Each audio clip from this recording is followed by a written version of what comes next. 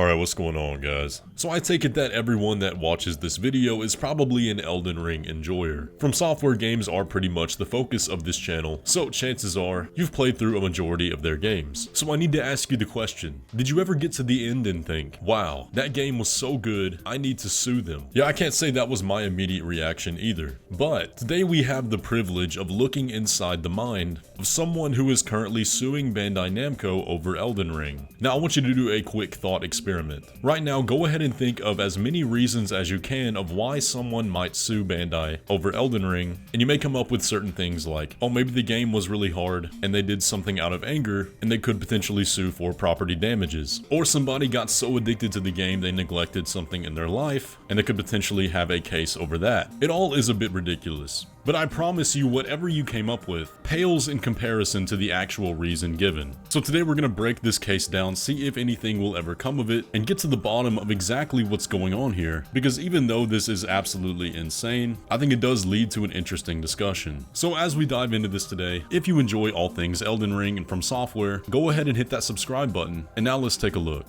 So as you may imagine, when it comes to legal battles like this, the obvious place to learn about such a case is on none other than 4chan, where this absolutely beautiful post popped up saying only 2 months remain starting today. September 25th, 2024 is when Bandai Namco Games enters court for a hearing in my Elden Ring lawsuit that claims we have only played half of FromSoftware's games and a whole new game is hidden inside, and that it's too hard to access for even its most dedicated fans. In less than 2 months, you will be forced to realize game devs cater to crazy people because they have courage that you don't, to explore the unknown world. You will be forced to realize hackers have been lying to you, telling you content is cut when it's actually just undiscovered. Look up the docket number for updates on the case, and sure enough, when you search the case number on the Massachusetts court documents, you will find it is real. Now I don't like sharing people's real names, so I blocked those out, but it is a legitimate suit against Bandai Namco. At first when I read this, I was thinking they were talking about the DLC, claiming that the DLC was too hard to access, with it basically being another half of the game hidden behind one of the hardest bosses. And in all reality, there were a lot of people that didn't access it because it was hard to do so. And in my mind, I could potentially rationalize a case arguing over accessibility or something like that, but that couldn't be further from the truth. No, this guy is being absolutely literal when he says that there is another game that has never been discovered and they are hiding it from us. Now somebody went on to say, I didn't understand anything you just said, to which the poster replied,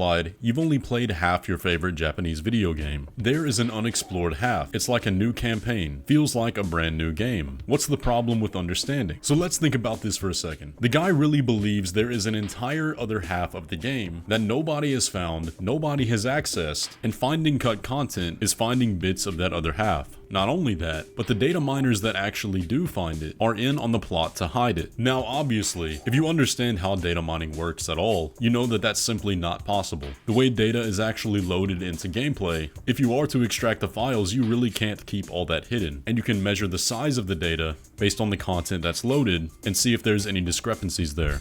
Now somebody very rightfully pressed him on this, saying, it would have been data mined ages ago if that was the case, to which the response was, the insinuation is that game developers have succeeded in hiding the campaign from data miners since the NES, meaning the parallel universe theory is 38 years old. They've kept it a secret for 38 years. So now we're beyond simply talking about FromSoftware, this is an industry-wide secret. Parallel worlds in games containing campaigns that you've never played. And when somebody asked for evidence, they said, are you familiar with division by zero? The closer an equation gets to zero, the higher the increase of change becomes, approaching infinity. In this case, we have a whole bunch of hints that there's another world out there. No evidence, but these constant hints game developers keep dropping out. For instance, in the case of Sekiro, a ninja Genichiro in Sekiro's art book, teasing that he might be a ninja in the other side of the story. In the case of Bloodborne, we see Gehrman in the fishing hamlet in a magazine scan, things that haven't been found in their respective games. The first answer is it was cut in development. The real answer is it's a whole new world. So clearly this guy's just crazy. He's convinced himself so far that these parallel worlds in games exist enough for him to actually file a suit against Bandai Namco, not only believing that he can prove what he's saying, but also that he can convince a judge enough to get whatever reward he's after. And again, having any semblance of idea how games work, game development, and data mining, you know it's obviously not true. But I'm not gonna lie though, I kinda feel what he's saying. Now we're gonna break down the case itself in a minute and see exactly exactly what's going on the law side, but I think this does bring up an interesting discussion in regards to data mining. Now, he talked about the NES, so I assume this guy's been playing games for a long time. And back in the day, before data mining was a thing, you would have instances like this where new levels get discovered years and years after the game came out. It was a very fun time, and there were always people hunting for secrets. You couldn't just go into the game on PC on day one, extract all the files, find all of the event scripts and relevant prompt tags, and learn everything there is to ever learn about the game within just a few hours. Admittedly, it does take some of the fun out of it. I like to give the example of Call of Duty Zombies, where every map has its own secret storyline, with some of the wildest puzzles you couldn't even imagine, and sequences that used to take everyone in the community getting together to figure them out. And it was tens of thousands of people all chatting on forums, sharing notes, solving codes, and researching real-world historical events outside the game to get clues about what the next step might be. But nowadays, the second the game comes out, it's all data mined, and the Easter eggs are solved within a few hours. They just extract the relevant steps and prompts, and there's a guide. So nowadays, Easter egg hunts turn into people going entirely offline, basically just having to ignore that the PC version exists in order to keep the spirit of the hunt alive. Now, of course, that's a pretty big oversimplification of all of it, but it is the consequence of it. Now, I have nothing against data miners. We cover cut content here on the channel pretty frequently in the Discoveries videos, but I say all that to again illustrate that I can understand the thought process here. Now, for the actual case itself, if you look at the document, you'll notice that it's only filed as a small claim, so seeking a reward between $2,000 and $5,000, and the plaintiff seeks to represent themselves. Now, it does say that a notice has been sent to all parties about the trial, but one of the names listed as the defendant for Bandai Namco is the former board director, and the CFO is also listed. Now, just going off my own intuition, I highly doubt they'll want to waste the time actually going to Massachusetts and attending this trial, and that is if the judge just doesn't outright throw this case. Now, to us that actually know how these games work, we know this is clearly nonsense, but I do have to wonder if a judge is gonna know that this guy is just spouting bullcrap. Now, I'm sure Bandai will file a counterclaim and explain the situation much better, but the real question is, what did they hope to get out of this? Obviously, this parallel game does not exist, and if they were simply trying to sue for damages, then I think they'd have a much more practical case than a literal secret game that is not real. And I mean, even in the best case scenario that this judge actually thinks there's some kind of false advertising going on here, the guy gets $5,000 most. I doubt Bandai would just simply accept paying that, and he'd have to spend more on a lawyer in the long run. But hey, maybe we're the crazy ones. Maybe this guy actually does win his case, and Bandai reveals the secret Elden Ring 2 that's been under our noses all along. Now, see, this guy is a hero, right? The Frenzied Flame cliffhanger, that's pointing to the Elden Ring 2 that's already in the game. We just don't know how to get it. And if he wins his trial, Bandai has to tell us. Sekiro 2 Journey to the West, we're gonna get that if he wins. The Velka DLC for the Dark Souls trilogy, it was real all along. The Bloodborne IP is not being held hostage by Sony. They already made a new game. We just haven't found the access point yet. So we should really be rallying behind this guy and giving him more material to argue in court. So when he ends up winning, and we get 33 new FromSoftware games that we never played, everybody laughing right now, you're gonna eat your words, and we're gonna have fun playing these new games.